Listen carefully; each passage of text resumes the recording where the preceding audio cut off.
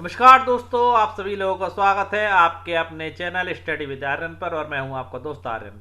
देखिए दोस्तों, हमारी एम लक्ष्मीकांत जी की बुक से, उनके लेटेस्ट एडिशन से इंडियन पॉलिटी की एमसीक्यूज की सीरीज चल रही थी, जिसमें अभी हम भारतीय राज्य व्यवस्था संबंधी यूपीएससी एवं पिछली 10 सालों में जो महत्वपूर्ण प्रश्न पूछे गए हैं उसकी श्रृंखला लेकर के आए हैं। उसी क्रम में हमारा प्रश्न पत्र चौथा है आज। 3 प्रश्न पत्र यानी कि प्रश्न पत्र प्रथम की 3 वीडियो हम पहले अपलोड कर चुके हैं। आज हमारी उसी क्रम में चौथी वीडियो है। ओके दोस्तों, वीडियो को स्टार्ट करते हैं। उससे पहले आप लोगों से रिक्वेस्ट है कि चैनल को सब्सक्राइब जरूर कर दीजिएगा। दोस्तों आगे बढ़ते हैं अपने आज की वीडियो की ओर। देखिए दोस्तों, आज का हमारा पहला प्रश्न,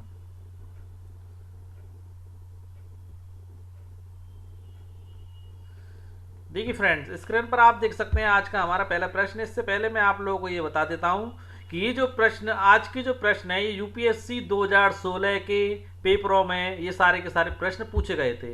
इस लिहाज से ये सारे ही प्रश्न जो आज के हैं वो काफ़ी महत्वपूर्ण हो जाते हैं। देखिए आज का पहला प्रश्न, देखिए निम्नलिखित कथनों में से कौन सा से सही है।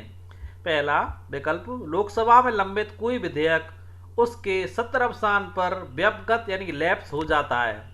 दूसरा विकल्प आपका है, राज्यसभा में लंबित कोई विधेयक जिसे लोकसभा में पारित नहीं किया गया है लोकसभा के विघटन पर लैप्स नहीं होगा। देखिए नीचे दिए गए कूट का प्रयोग कर सही उत्तर चुनिए। केवल पहला, केवल दूसरा, केवल आपका विकल्प सी पहला और दूसरा दोनों, विकल्प डी ना तो पहला और ना ही दूसरा। तो इस प्रश्न का उत्तर है दोस्तों, जो सही है वो आपका विकल्प दूसरा सही है। अब ये जानते हैं कि पहला विकल्प गलत है। तो क्यों गलत है? क्योंकि दोस्तों लोकसभा में जब 70 अवसान होता है तो लोकसभा में 70 अवसान होने पर कोई विधेयक लैप्स निरस्त नहीं होता, बल्कि अगले सत्र में वो जारी रहता है। विधेयक केवल दोस्तों तभी लैप्स होता है जब लोकसभा का लोकसभा का विघटन होता है।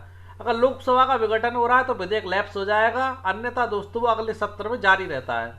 और लोकसभा के विघटन के कारण काफ़ी हो सकते हैं, जैसे चुनाव के कारण, या विधेयक राज्यसभा में लंबित हो और लोकसभा ने पारित ना किया हो आदि। ओके दोस्तों, इस प्रकार दोस्तों जो हमारा पहला विकल्प है वो गलत है। अब दूसरा विकल्प जो सही है वो क्यों सही है ये देखते हैं। देखिए, राज्यसभा में लंबित कोई विधेयक जिसे लोकसभा में पारित नहीं किया गया लोकसभा के विघटन पर लैप्स नहीं होगा। वो क्यों नहीं होगा दोस्तों? लैप्स नहीं होगा, बल्कि यह राज्यसभा में बना रहता है और अगली लोकसभा के गठन के बाद उस पर कार्रवाई जारी रह सकती है। यह भारतीय संसद के नियमों के अनुसार होता है। जहां लोकसभा में लंबित या लोकसभा द्वारा पारित लेकिन राज्यसभा में लंबित विधेयकों का विधान विघटन पर अंत हो जाता है, लेकिन राज्यसभा में लंबित विधेयकों पर ऐसा नहीं होता है। ओके दोस्तों, यानी कि राज्यसभा में लंबित विधेयकों का जो होता है विघटन पर जो होता है अंत हो जाता है। लेकिन दोस्तों देखिए, दोबारा समझिए, पूरी बात आपको एक बार में समझा देता हूं। भारतीय संसद के नियमों के अनुसार ऐसा होता है, जो आपके सेकंड विकल्प में दिया गया है, जहां लोकसभा में लंबित या लोकसभा द्वारा पारित लेकिन राज्यसभा में लंबित, ओके दोस्तों, विधेयक का विघटन पर अंत हो जाता है, लेकिन राज्यसभा में लंबित विधेयक पर ऐसा नहीं होता है। ओके दोस्तों, उम्मीद है आप लोग अच्छे से समझ गए होंगे। शब्दों में अंतर है दोनों के में। आगे बढ़ते हैं अपने आज के अगले प्रश्न की ओर। देखिए प्रश्न नंबर दूसरा, निम्नलिखित कथनों पर विचार कीजिए। पहला कथन कहता है, किसी राज्य में मुख्य सचिव को उस राज्य के राज्यपाल द्वारा नियुक्त किया जाता है। दूसरा कहता है, राज्य में मुख्य सचिव का नियत कार्यकाल होता है। उपरोक्त कथनों में से कौन सा या से सही है? केवल पहला, केवल दूसरा, केवल पहला और दूसरा, और ना तो पहला और ना दूसरा।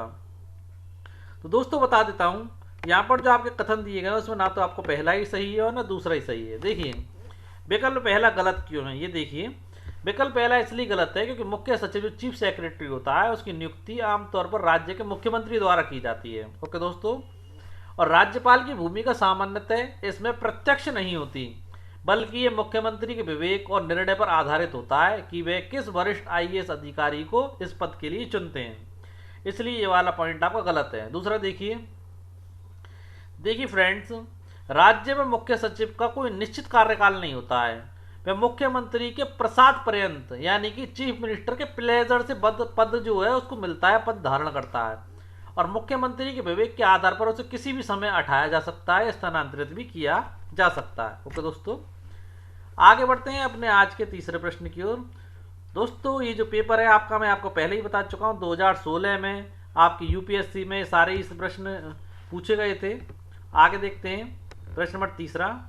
देखिए, ग्राम न्यायालय अधिनियम के संदर्भ में निम्नलिखित कथनों में से कौन सा कथन या कौन से सही है। पहला, इस अधिनियम के अनुसार ग्राम न्यायालय केवल सिविल मामलों की सुनवाई कर सकता है, आपराधिक मामलों की नहीं।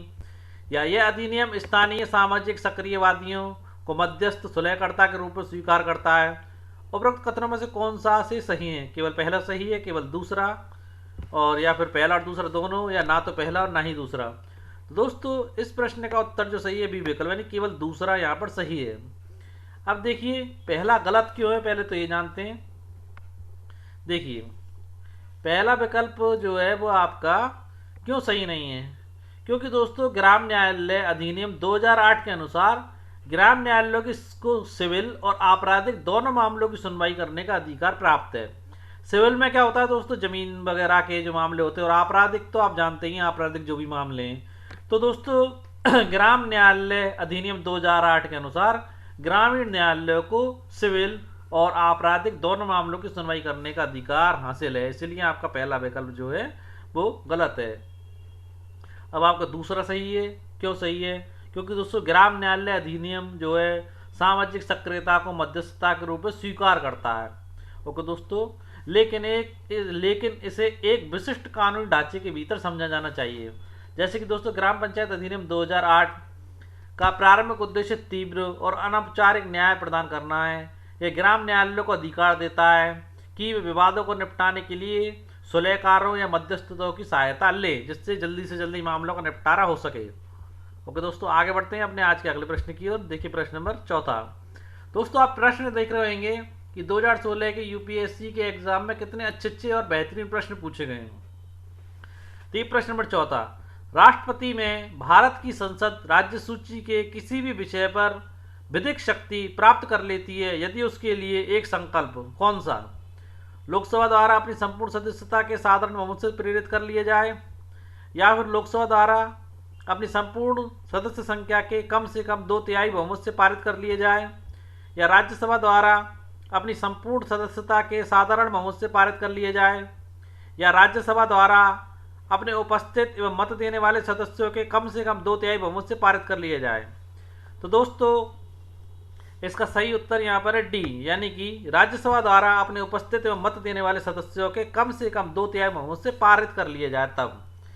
देखिए दोस्तों विकल्प चौथा इसलिए सही है क्योंकि हमारे भारतीय संविधान के अनुच्छेद 239 किसके अकॉर्डिंग दोस्तों, संविधान के अनुच्छेद 239 के अनुसार यदि राज्यसभा अपने उपस्थित और मत देने वाले सदस्यों के कम से कम 2/3 बहुमत से एक संकल्प पारित करती है कि राष्ट्रीय हित में यह अवश्य या समचीन है कि संसद जो है राज्य सूची में शामिल किसी भी मामले पर कानून बनाए, तो संसद उस मामले पर कानून बनाने के लिए सशक्त हो जाती है।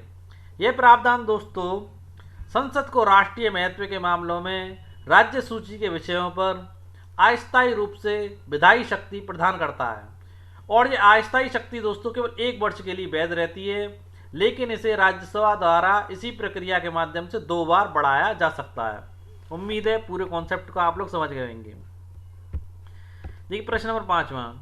देखिए निम्नलिखित कथनों पर विचार कीजिए। पहला कथन, किसी भी व्यक्ति के लिए पंचायत का सदस्य बनने के लिए न्यूनतम निर्धारित आयु 25 वर्ष है। दोस्तों मुझे उम्मीद है कि आप लोग पहले पॉइंट में ही अपना सही जवाब दे सकते हैं। देखिए किसी भी व्यक्ति के लिए पंचायत का सदस्य बनने के लिए न्यूनतम आयु 25 वर्ष, क्या आपको लगता है ऐसा है? ऐसा नहीं है दोस्तों, न्यूनतम आयु है 21 वर्ष। क्या है दोस्तों? 21 वर्ष। इसकी तो उम्मीद मैं आप लोगों से करता हूं कि उम्र इसकी आपको पता होगी। अगला देखिए, पंचायत के समय पूर्व भंग होने के पश्चात पुनर्गठित पंचायत केवल अवशिष्ट समय के लिए जारी रहती है। तो दोस्तों ये कथन हमारा सही है। तो देखिए उपरोक्त कथनों में से कौन सा कथन से सही है, तो यहाँ पर हमारा बी वाला ऑप्शन ही सही है। अब देखिए पहला गलत था क्योंकि उम्र 21 वर्ष थी। और क्यों दोस्तों, इसका उल्लेख अगर आप देखना चाहें तो भारतीय संविधान के अनुच्छेद 243 किसमें दोस्तों, 243 के खा, 243 के उपभाग खा या खा में आप लोग इसका उल्लेख दिया गया है, उसे देख सकते हैं। और एमएलए एमपी बनने के लिए 25 वर्ष आवश्यक है। जबकि पंचायत का सदस्य बनने के लिए 21 वर्ष। ओके दोस्तों, अब दूसरा सही क्यों है उसे और देख लेते हैं। देखिए संविधान के अनुच्छेद, इसमें भी मैं संविधान का अनुच्छेद लिख देता हूँ, 243 ई के छठे भाग, किसमें 243 ई के छठे भाग में, और 243 के 243 के, एक तो 243 ई हो गया और एक 243 के, 243 के छठे भाग के अनुसार दोस्तों पंचायत के समय पूर्व भंग होने के बाद पुनर्गठित पंचायत केवल अपशिष्ट समय यानी कि रिमेनिंग समय के लिए जो टाइम बचता है उस समय के लिए ही कार्य करती है, ना कि पूरे 5 साल के नए कार्यकाल के लिए। इसका मतलब यह है दोस्तों कि मूल पंचायत का कार्यकाल समाप्त होने में जितना समय बचता है उतने समय के लिए ही आपकी वो कार्य करती है। आगे पढ़ते हैं अपने आज के अंतिम और छठे प्रश्न की ओर। दोस्तों 2016 में हमारे यूपीएससी प्रीलिम्स के एग्जाम में 6 प्रश्न आए थे। उन 6 प्रश्नों को मैंने आज की वीडियो में कंप्लीट कर दिया है। देखिए दोस्तों, मॉन्टेग्यू चेम्सफोर्ड प्रस्ताव किससे संबंधित है? सामाजिक सुधार से, शैक्षिक सुधार से, पुलिस प्रशासन में सुधार से, संवैधानिक सुधार से। तो दोस्तों मॉन्टेग्यू चेम्सफोर्ड प्रस्ताव आपका संवैधानिक सुधार से संबंधित था। देखिए ये भारत में संवैधानिक सुधारों से संबंधित है जिसका उद्देश्य भारत में धीरे धीरे स्वशासन स्थापित करना और ब्रिटिश साम्राज्य के अभिन्न अंग के रूप में उत्तरदायी सरकार के लिए एक रूपरेखा तैयार करना था, जो अंततः भारत सरकार अधिनियम 1919 का आधार भी बना था। ओके दोस्तों, आज की हमारी वीडियो आप लोगों को कैसी लगी कमेंट्स में ज़रूर बताएं। दोस्तों यहाँ पर हमारा यूपीएससी प्रीलिम्स के एग्जामों में पिछले 10 वर्ष से जो लगातार प्रश्न पूछे जा रहे हैं उसकी एमसीक्यूज की सीरीज चल रही है इंडियन पॉलिटी की, वो भी एम लक्ष्मीकांत जी की बुक से। तो हमारे इन वीडियो को दोस्तों देखना ना भूलें और इसकी एक मैं प्लेलिस्ट बना दूंगा जहाँ पर इसकी सारी वीडियोस आप लोगों को एक साथ देखने की मिल जाएंगी। और दोस्तों चैनल को सब्सक्राइब जरूर करें और वीडियो को पूरा देखें। ओके दोस्तों, कल फिर मिलते हैं एक ऐसी अच्छी वीडियो के साथ। तब तक के लिए जय हिंद दोस्तों।